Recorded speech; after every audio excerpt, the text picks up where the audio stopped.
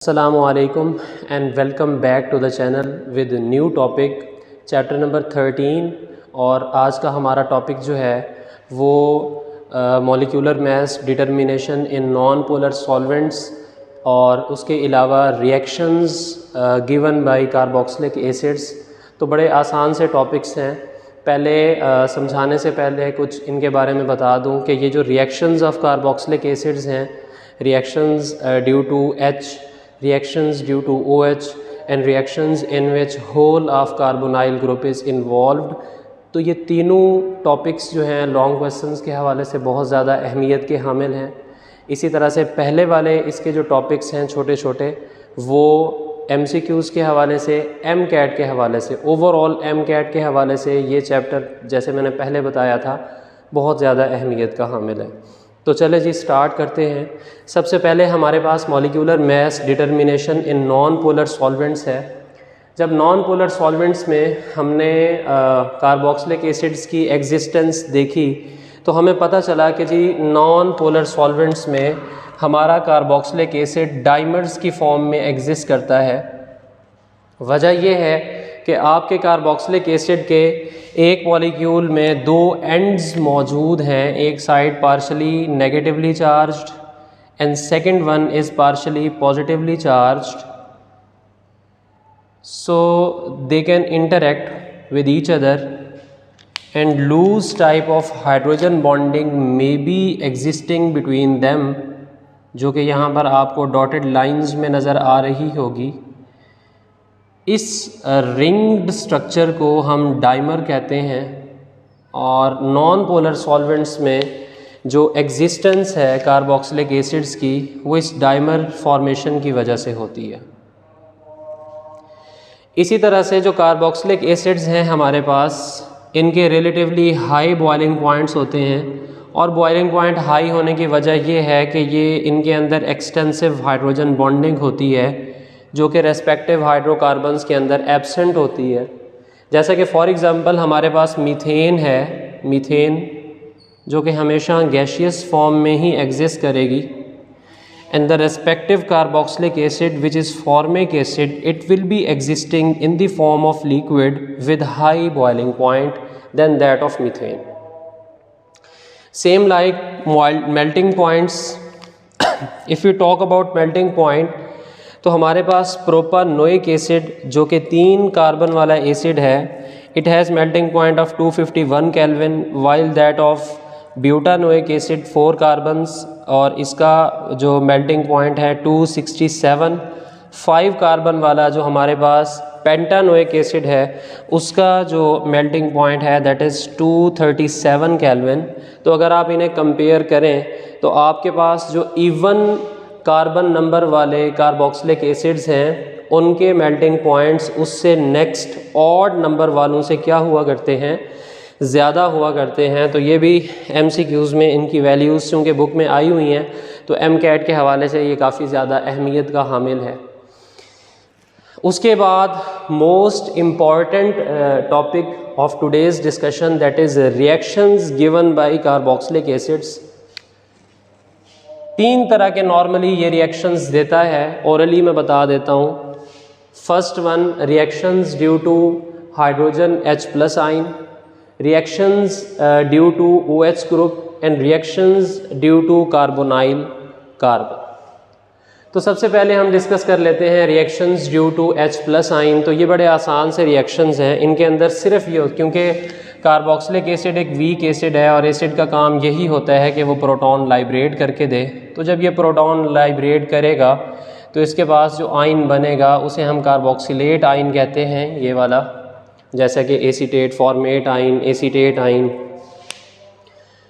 और इसकी एग्जांपल्स हैं, जब भी कार्बोक्सिलिक एसिड का हम रिएक्शन करवाते हैं बेसिस के साथ, मींस के जैसे कि अगर आप NaOH के साथ रिएक्शन करवा दें तो OH नेगेटिव Na पॉजिटिव, तो मैं ये कहता होता हूँ कि इस रिएक्शन को याद करने का आसान सा तरीका ये है कि आप जहाँ पे H+ लगा हुआ है उस जगह पे Na लगा दें और जिस जगह पे Na लगा हुआ है उस जगह पे H+ लगा दें। मैकेनिज़्म क्योंकि इंटर लेवल पे डिस्कस नहीं हुआ हुआ, इस वजह से हम भी डिस्कस नहीं करते। हमारे पास एक सॉल्ट बनता है ठीक हो गया जी, कार्बोक्सिलेट, सोडियम कार्बोक्सिलेट, और उसके बाद हमारे पास दूसरा वाटर बनता है।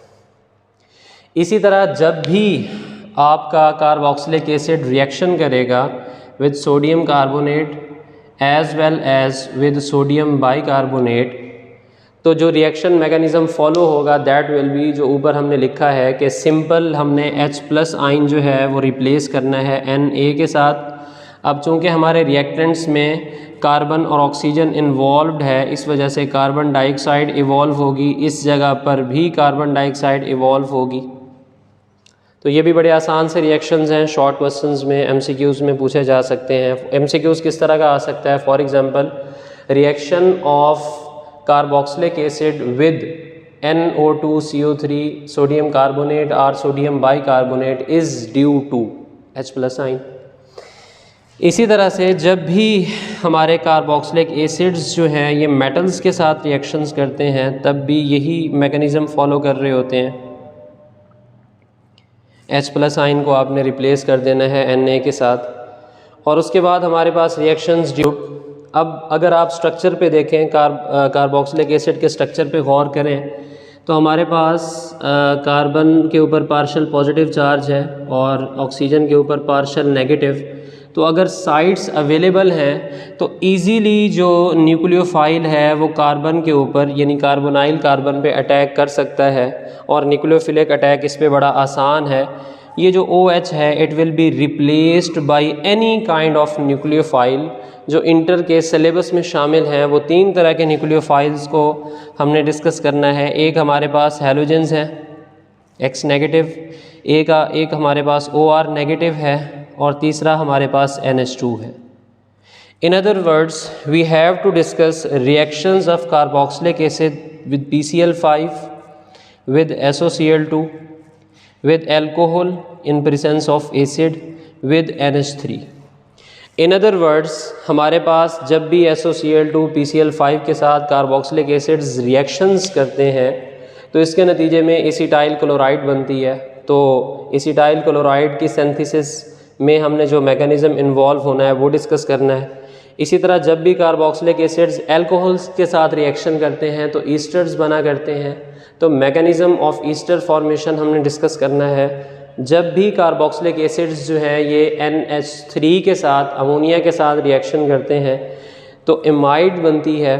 तो हमने रिएक्शंस या मैकेनिज़्म ऑफ इमाइड फॉर्मेशन भी डिस्कस करना है। बड़े आसान से टॉपिक्स हैं ये। सबसे पहले हमारे पास reaction of carboxylic acid with SO2 है, बड़ा आसान सा है ये। जनरल रिएक्शन की अगर आप बात करें तो हमने कहा कि हमारा जो OH है it will be replaced by any kind of nucleophile. तो थायोनाइल क्लोराइड यानी SOCl2 इज़ अ क्लोरीनेटिंग एजेंट। ये क्या करेगा, ये OH यहाँ से रिप्लेस करके Cl लगा देगा इसकी जगह पे। एक Cl HCl फॉर्मेशन के अंदर कंज्यूम हो जाएगी और ऑक्सीजन और ये वाली ऑक्सीजन SO2 बना देगी। तो 3 प्रोडक्ट्स हमारे पास मौजूद हैं और हमने मैकेनिज़्म के ज़रिए इन्हें जस्टिफाई करना है कि ये किस तरह से बनाए जाते हैं। अगर हम इंटर की बुक को देखें तो उसके अंदर मैकेनिज़्म का फर्स्ट स्टेप डायरेक्ट स्टेप दिया हुआ है, जबकि मैं स्टूडेंट्स को रेकमेंड करता हूँ कि अगर उन्होंने लॉन्ग क्वेश्चन में 4x4 करने हैं तो उन्हें हर स्टेप को प्रॉपरली देखना होगा, प्रॉपरली लिखना होगा, ताकि कोई भी नंबर माइनस ना हो सके। तो फर्स्ट स्टेप को हमने मैकेनिज़्म फॉलो करवा के ही दिखाया हुआ है। जैसे फॉर एग्जांपल अटैक स्टार्ट होता है जब pi electrons between carbon and oxygen attack करते हैं सल्फ़र के ऊपर, और इन्हें पुश मिलता है जो हमारे पास लोन पेयर ऑक्सीजन का है वो कॉन्जुगेशन के अंदर, क्योंकि इस ऑक्सीजन के अंदर कॉन्जुगेशन में इन्वॉल्व है। इस वजह से जैसे ही वो कार्बन और ऑक्सीजन के दरमियान में आएगा ये पाई इलेक्ट्रॉन सीधा सल्फ़र पे अटैक कर देंगे। तो बच्चों को ज़्यादा प्रॉब्लम मैकेनिज़्म के अंदर प्रोडक्ट्स लिखने में होती है, वो क्रैमिंग कर रहे होते हैं, तो मैं उन्हें क्रैमिंग से रोकूंगा।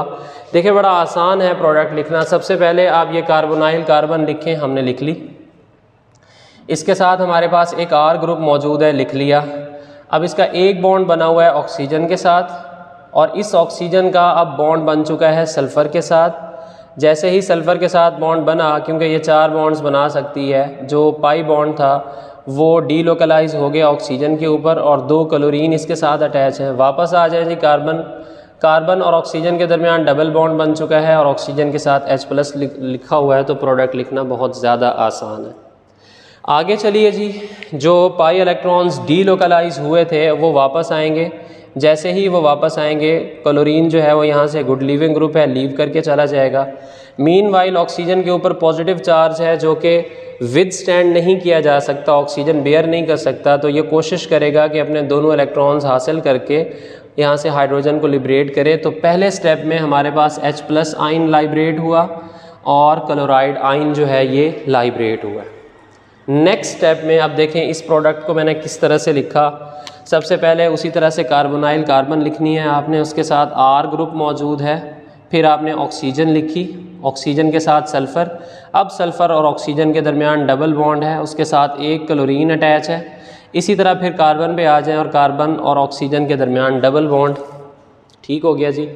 बच्चे ये कहते हैं सेकेंड ईयर के कि इस तरह की जो प्रोडक्ट लिखी है वो बुक में तो इस तरह नहीं है, और नॉर्मली जो एग्ज़ामिनर्स हैं वो चूँकि उसी को फॉलो करते हैं तो बच्चों को ये डर होता है कि उनके मार्क्स ना कट जाएं, तो आप इसे रीअरेंज कर लें बेशक उसी तरह उस प्रोडक्ट में जो बुक में लिखी हुई है। ये आपके पास कार्बोनाइल कार्बन और डबल बॉन्ड जो ऑक्सीजन का साथ वो हमने तरतीब में लिख दिया और बाकी स्ट्रक्चर भी तरतीब में, तो इट्स ओके, कोई इशू नहीं है। नेक्स्ट स्टेप में जो क्लोरीन यहाँ से निकली थी क्लोराइड आइन की फॉर्म में, वो अटैक करेगी कार्बोनाइल कार्बन पे। ये न्यूक्लियोफिलिक अटैक है। मीनवाइल ऑक्सीजन का पाई इलेक्ट्रॉन डीलोकलाइज हो जाएगा। अब ये वाली प्रोडक्ट हमारे पास बनेगी। नेक्स्ट स्टेप में जैसे ही ये ऑक्सीजन के पाई इलेक्ट्रॉन्स डीलोकलाइज होके वापस आएंगे तो हमारे पास अब यहाँ पे 2 सूरतें हैं। जैसे ही ये वापस आएंगे तो ये वाला ये अब चूँकि ये गुड लिविंग ग्रुप बन चुका है, बल्कि ग्रुप है, ये अब गुड लिविंग ग्रुप बन चुका है, तो ऑक्सीजन अपने दोनों इलेक्ट्रॉन्स यहाँ से निकाल लेगा। तो एक प्रोडक्ट तो हमारे पास बन चुकी एसिटाइल क्लोराइड, इसको हमने जस्टिफाई कर लिया। दूसरी जो चीज़ यहाँ से बनी कि ऑक्सीजन के ऊपर नेगेटिव चार्ज मौजूद है, सल्फ़र, फिर डबल बॉन्ड ऑक्सीजन और क्लोरीन। अब यहाँ से हमने SO2 जनरेट करना है और HCl, क्योंकि एक चीज़ हमने जस्टिफाई कर ली, सिर्फ 2 चीज़ें बाकी हैं। तो उसके लिए अब देखिएगा, चूँकि ये पाई इलेक्ट्रॉन्स सल्फ़र और ऑक्सीजन के दरमियान में आएंगे तो मीनवाइल क्लोराइड चूँकि गुड लिविंग ग्रुप है लीव करके चला जाएगा, और शुरू में H+ आइन निकला था तो Cl नेगेटिव और H+ आइन एक दूसरे के साथ मिल के क्या बना लेंगे, HCl की फॉर्मेशन भी हमने क्या कर ली, जस्टिफाई कर ली। उसके बाद हमारे पास मौजूद है जी सल्फ़र, डबल बॉन्ड है, डबल बॉन्ड ऑक्सीजन, एक नया डबल बॉन्ड बन चुका ऑक्सीजन के दरमियान, दिस इज़ SO2। तो शॉर्ट क्वेश्चन आ सकता है कि जी आप एसिटिक एसिड को एसिटाइल क्लोराइड में कन्वर्ट करके दें, कैसे कन्वर्ट करके देंगे, तो बड़ा आसान सा मैकेनिज़्म है, आप इसे फॉलो अप कर सकते हैं। अगर इसमें से कोई क्वेश्चन हो आपका तो कमेंट बॉक्स में आप ज़रूर पूछ सकते हैं, और अगर इस लेक्चर की आपको पिक्चर चाहिए तो भी आप जो डिस्क्रिप्शन में मोबाइल नंबर व्हाट्सएप नंबर दिया हुआ है उसके ऊपर टेक्स्ट करके इसकी व्हाट्सएप PDF मंगवा सकते हैं, जिसके ऊपर पिक्चर पूरे का पूरा लेक्चर लिखा हुआ है। नेक्स्ट हमारे पास जो मैकेनिज़्म है that is formation of Easter, बहुत ज़्यादा आसान है। मैं हमेशा ये कहता हूँ कि जब 2 फंक्शनल ग्रुप्स आपस में रिएक्शन करते हैं तो ईस्टर बनता है, और वो 2 फंक्शनल ग्रुप्स कौन से हैं।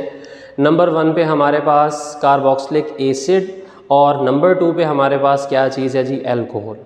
जब भी आप इन्हें एसिडिक मीडियम प्रोवाइड करेंगे उसी टाइम पे ईस्टर फॉर्मेशन होगी और साथ में वाटर बनेगा।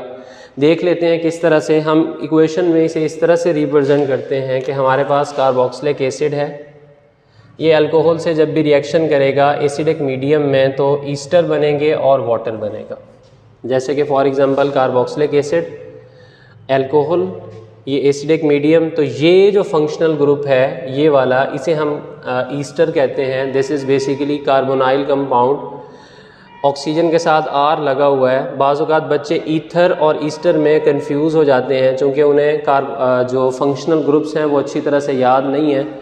तो उनके लिए मैं ये कहता होता हूँ कि ईथर जो है this is non carbonyl compound. Ether जो है this is non carbonyl compound और ROR इसका जनरल फार्मूला है, जबकि ईस्टर जो है दिस इज़ कार्बोनाइल कंपाउंड। तो ये MCQs में भी आता है। इसके स्ट्रक्चर को जैसा कि एसीटाल्स हैं उनको भी जो है वो हम ईथर्स कह सकते हैं, क्योंकि एसीटाल्स जो हैं वो बेसिकली नॉन कार्बोनाइल होते हैं। कार्बन के साथ 4 ग्रुप्स लगे होते हैं और 2 साइड्स पे ऑक्सीजन होती है। अच्छा जी, इसका मैकेनिज़्म देख लेते हैं जी। इसका mechanism sir acid catalysed mechanism है, क्योंकि हमने कहा कि ये रिएक्शन एसिडिक मीडियम में होगा। तो फर्स्ट स्टेप में एसिड इन्वॉल्व होगा, वो इस रिएक्शन को कैटलाइज करेगा। इसी वजह से हमने कहा कि जी first step is basically attack of H+ ion. हमारे पास कार्बोनाइल और ऑक्सीजन, इसके ऊपर लोन पेयर मौजूद है। ये लोन पेयर अटैक करेगा जी H2SO4 के H के ऊपर।